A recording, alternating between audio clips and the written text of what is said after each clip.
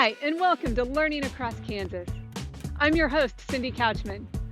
Learning Across Kansas is made possible with a joint partnership between the Kansas State Department of Education and the Kansas Public Broadcasting Service. This joint partnership makes continuing education in our state possible during a time of social distancing. Today's episode is all about being a positive world changer. The power of one person can have to influence the environment, our world, and our relationships. You're going to hear from 8 amazing teachers in our state, starting with Kara Ballou in Andover, where she'll share about the power of the vote. From Andover, we'll head to Shawnee and hear from Kyle Heilman and see amazing artifacts from his museum. Erica Shook and McPherson will share how using books can influence change in your community.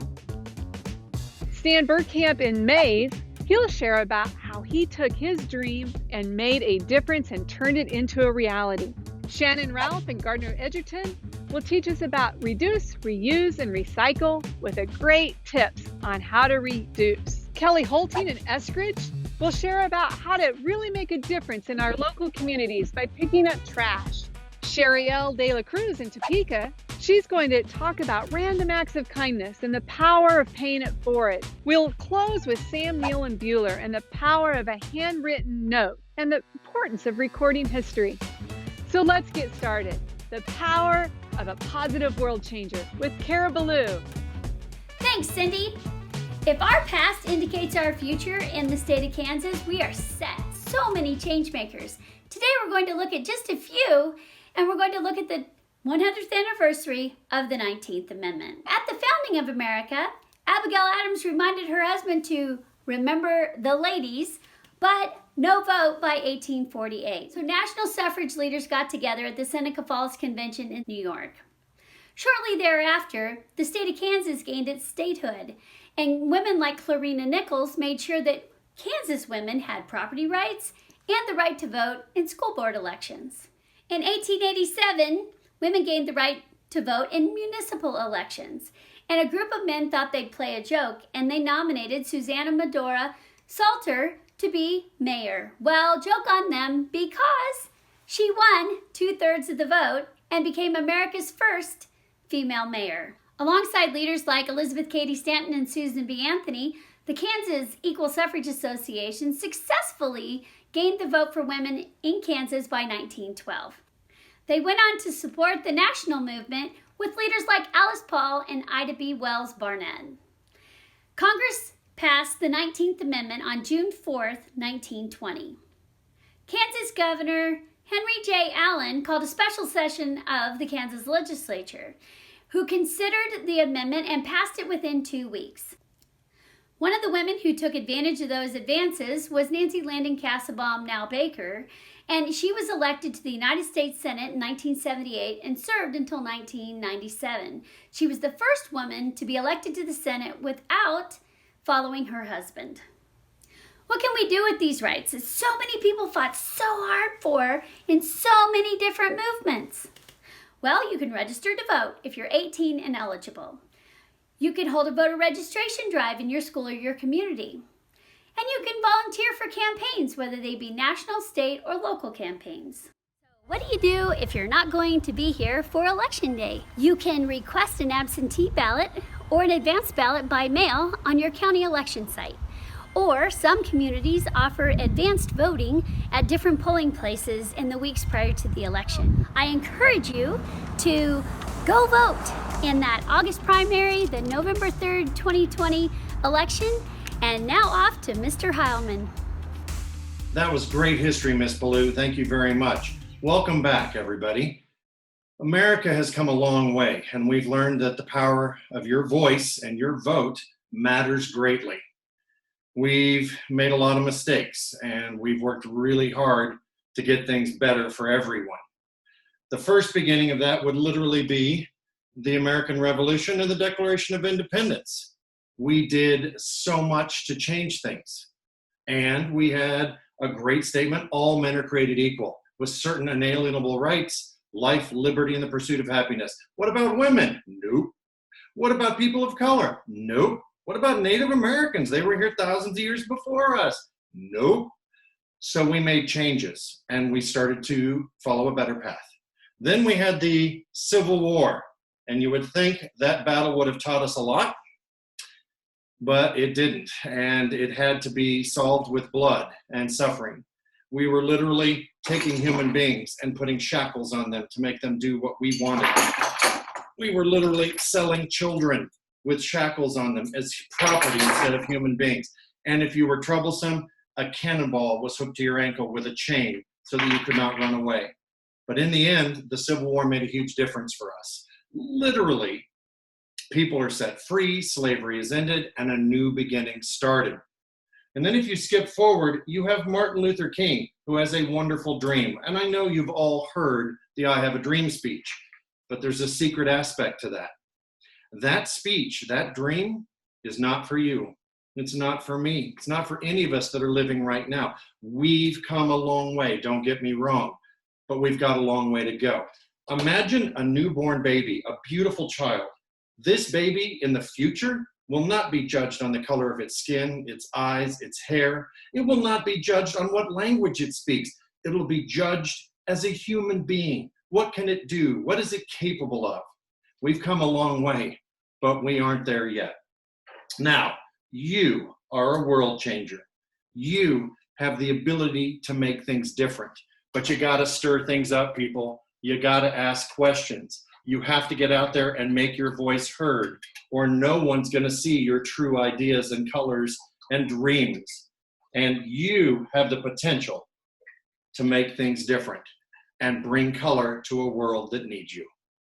Be a world changer. I challenge you. Look every day. Thank you. Kansas school buildings may be closed for the remainder of the academic year, but school is still in session.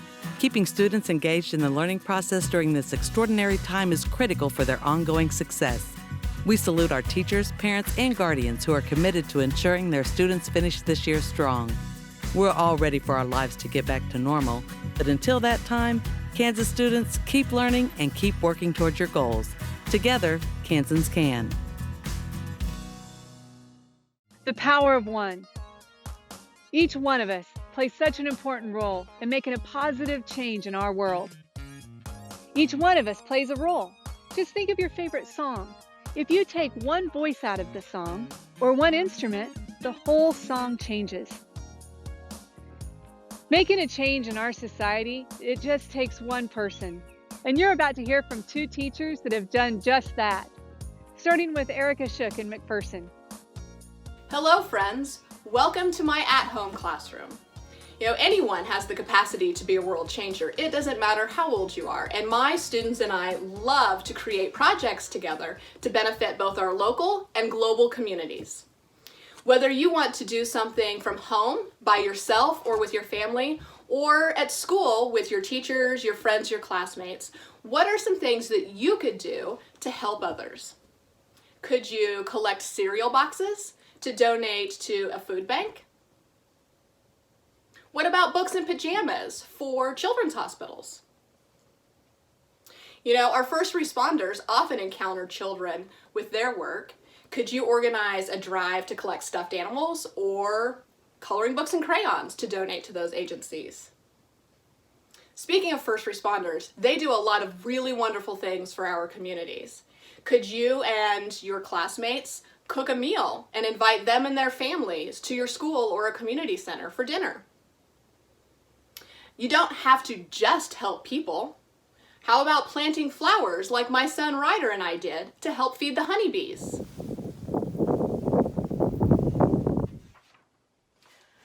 One of my absolute favorite things to do is to read. I love books, and I love to be able to share them with others also.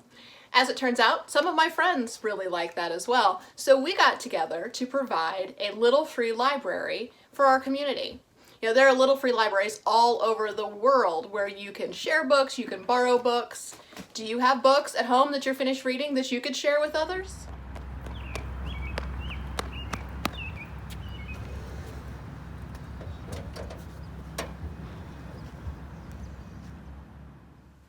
Oftentimes, when my students and I are reading books together, we discover that there are topics that we want to learn more about. For example, when we read about refugees and some of their stories, we decided we wanted to learn more about refugee families in Kansas. And then we organized a blanket drive and collected stacks and stacks of blankets to share with those families to help keep them warm during Kansas winters. Here at home, my boys and I are reading about renewable energy, things like solar panels, and I hear that Stan over in Mays has some great ideas about those. I'm excited to come to you from the Mays Solar Array, and behind you is an example of what can happen when people realize a situation that needs to be changed and they work together. I grew up the youngest of 5 kids, and my father, who only had an 8th grade education but was a man of tremendous wisdom, always stressed to us kids that you were a steward of the things that you've been given, and your task was leaving the world a better place than how you found it. So that was one of the big influences on me and why I decided to join the Peace Corps after I graduated from K-State. And I served in Africa for 2.5 years where I taught science.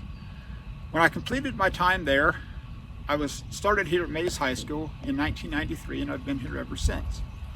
In the course of teaching chemistry and physics, I realized that we needed to change the way that electricity is produced and shift to more of a renewable energy aspect of doing that. And so behind me is a solar array, and that is an example of people seeing a vision. So in the course of this, since November of 2017, when the board approved this, I've garnered the support of my current students, alumni, parents, and businesses that have all become united in a common cause. So one of the things I learned in the Peace Corps was that I could not change the entire world, but I could change my little corner of the world. And that's what you see behind me. So this is my task that I would leave to all of you, is that you will reach a point in your life where a path will choose you. This path chose me to go and start this project. So you can't change the world, but you go out and you change your little corner of the world. And if enough of us change that little corner of the world, that's when change becomes real. So maybe it's picking up trash, maybe it's feeding the hungry, maybe it's just supporting someone that needs your help. But go out and find your little corner of the world and make a difference. Ready to watch the best of PBS anytime, anywhere, on nearly any device? It's easy with the free PBS Video app. Simply download the PBS Video app on your mobile or streaming device. Now you can watch the latest PBS episodes or catch up on the shows you missed, discover new favorites from PBS, and local content from your PBS station.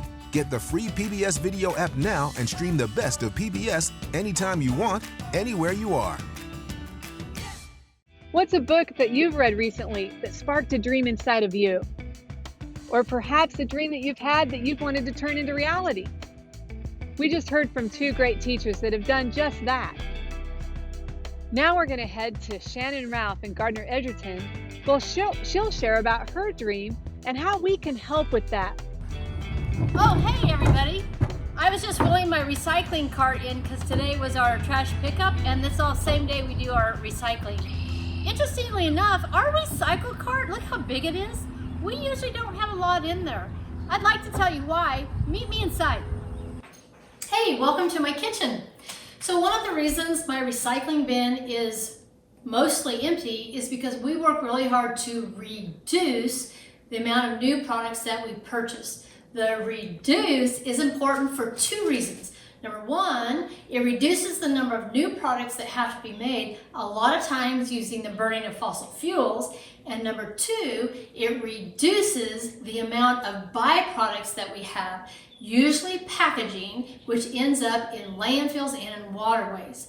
So if you think about small changes you can make, I have some examples right here in my kitchen. Let's talk about the main culprits. Number 1, of course, are water bottles. So the easiest way to get rid of them is, ta-da, purchase a reusable one that can be taken pretty much everywhere and used over and over. I've had this one for years, actually. How about when you buy drinks in big plastic bottles, instead of this, how about you buy some concentrate and put it in a reusable pitcher? One-time purchase, and then you can use it over and over, obviously. How about when you go to the grocery store, we have all of these plastic bags, right? A lot of times people get home and they throw these in the trash. How about you get some cloth bags? We keep ours in our pantry and in the trunks of our car. Then we go to the store, grab them, good to go. Another thing, our straws, of course. Rather than using the plastic straws that you get in so many places, we have purchased, these are paper straws. And so we have these in our car, we have these here in our house. And so when you're done with them, even if they go in the trash, they decompose. Lastly, think about the Ziploc bags. Usually those are a one-time use. We've purchased these bags, they're made of silicone, and you use them just like a Ziploc bag, but when you're done, these guys can go in the dishwasher and be used over and over and over. There's lots of things you can do, but it really means just starting. How about you take a survey at your house? What's one difference that you can make to begin a broader change? How about we throw it to Kelly and see what she does to make a difference? Litter is trash that's in places it shouldn't be. Whether it's aluminum cans, plastic bottles, or food wrappers, it costs us millions of dollars every year to clean this up. So let's see how you can make a difference in your community by picking up just 10 pieces of trash. A little less litter on trails, in parks, and on the roads not only looks better, it is beneficial to our animals and wildlife. Often litter that is thrown on the side of the road ends up in our streams, rivers, lakes, and eventually the oceans. Not only does it look unsightly, it is dangerous to the animals, may cause harm to many aquatic species, and litter spoils the water quality. Garbage is not only dirty, many children who play in these areas are known to pick up trash, not knowing what it is. Broken bottles and other trash can be sharp and dangerous in these areas where we're supposed to be carefree and play. Long-term pollution. The trash people are dumping now can stay in the environment for decades to come. For example, an average grocery store plastic bag is estimated to take 20 years to fully decompose. As you complete a walking lunge or maybe even a walk-in squat, it might just be the newest exercise trend. Recycling keeps the garbage out of litters and landfills. Picking up those plastic bottles and cans and throwing them in the correct recycling bins helps twofold, as it gets them off the ground and out of our landfill. Takes less than 60 seconds to pick up 10 pieces of trash. Easy peasy, and something you can do by yourself or with friends. 10 pieces of trash sounds like a small number, but it scales immensely when a collective group starts to join in. Lead by example. Picking up a few pieces of litter might seem nearly inconsequential when you think about the big picture, but it is something you can do immediately, feels tangible, and is a way to give back. So be the leader, be that change, and I challenge you to go out and pick up those 10 pieces of trash. Take the challenge, make an impact, make your community better. Hey parents, you're doing great! With Kansas school buildings closed and homes being turned into classrooms, parents and caregivers have expanded their roles in their students' learning. This is a new experience for most of us, so let's show one another a little grace. When you and your students start to feel overwhelmed or stressed, take a break. It's really okay. Keeping students interested and engaged in learning is the key to success. Remember, you have an entire community of fellow caregivers and teachers to lean on. Reach out. Together, Kansans can. Picking up trash. It's the easiest way of making a difference in our environment. Whenever you see trash, pick it up and throw it away. Or better yet, don't throw it on the ground in the first place. Reduce, reuse, and recycle is a great way to protect our environment and one way that each one of us can influence it. Did you know in the United States alone, we use 500 million straws a day? It is enough to fill 127 40-foot school buses each day. In a year in the United States alone, that's 146,400 school buses just of straws. Speaking of math, Shuriel de la Cruz in Topeka is going to share the mathematics of paying it forward. Hello, friends! I know at some point in your life you made a positive impact on others. But what if you do a good deed to 2 people, and each of those 2 will do a good deed for 2 more people, and so on? We can definitely change the world by following the patterns. And the next thing you know, good things will be happening to millions of people.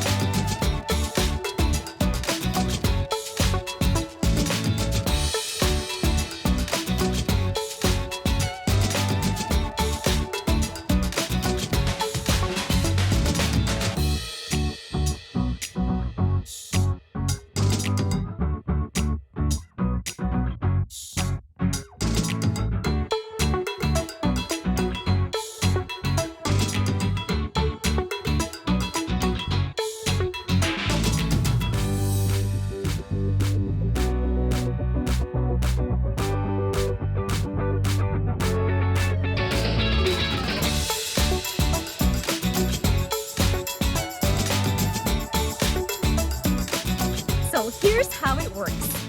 You do a good deed for 2 people, and each of those 2 will pay it forward by doing a good deed for 2 others, and in turns telling them to pay it forward. It actually follows a mathematical model. Guess what it is? Yes, you are correct. It's an exponential model.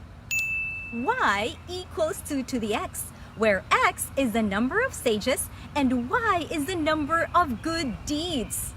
Well, if there are 8 billion people in the world, how many stages would it take to reach that number? You do the math. I'm positive you'll get the answer. But wait, what good deed did you do today? Help us exponentially spread love, not germs. You can change the world with a simple human chain letter of kindness and a law of mathematics. Did I mention letter? Here's Sam to tell us more about writing a letter. So we've been talking about how to make a difference on a large scale and on a small scale. And sometimes when I think about making a difference, I get a little overwhelmed because I don't know where to start. But what I know as an English teacher is this: our words are powerful and people need to hear our words. I also know that throughout history, there are some primary sources that have been very important in us understanding what a lifestyle was like, what it was like to live during a historical time period. And one of the ways that we do that is through primary sources. A primary source is anything that happens throughout history that is recorded by a first-person account. So that means that the person actually has to be present for this historical event. It could be through a journal, a photograph, a video. It could be a national archive. It could be a speech or even letters that have been written back and forth. So what do you need to write a letter? Well, you need a few things. You need paper or a card. You need a pen or a pencil, a stamp, and an envelope. When you start writing, the first thing that you want to do is make sure that you record the date. You want the month, the day, and the year, if you hope for this to be something that can be used as a historical record. The second thing that you're going to want to do is to have what we call a greeting. In this case, I'm writing my high school basketball coach, and I said, "Dear Coach Thompson, comma." This section is what we call the body of the letter. And this is where we write information that we want to share with others, our feelings, our emotions, things that are happening in our daily lives. And we end our letters with a closing, followed by our signature. The next step is addressing the envelope. So let's break it down. You're going to need what is called a return address in the top left corner of your envelope. You're going to need your last name, your mailing address, your city, state, and zip code. You will then need the recipient's full name, recipient's mailing address, city, state, and zip code. Finally, you're going to need a stamp. These can be purchased at your local post office or grocery store. Writing a letter to someone is something that takes just a little bit of time, but has a really big impact. So, I challenge you to write somebody who needs to hear what you have to say. Record your history, record your feelings, and send it their way. Were you like me and wondered, who did Sam send that letter to at the end of her episode? Well, it turns out it was me. Thank you so much, Sam, for taking the time to send me a letter. It makes a difference. Today's episode was all about being a positive world changer, and we heard great tips from 8 marvelous teachers in our state. Thank you for joining us at Learning Across Kansas today. Learning Across Kansas is a joint partnership between the Kansas State Department of Education and the Kansas Public Broadcasting Service. I'm your host, Cindy Couchman.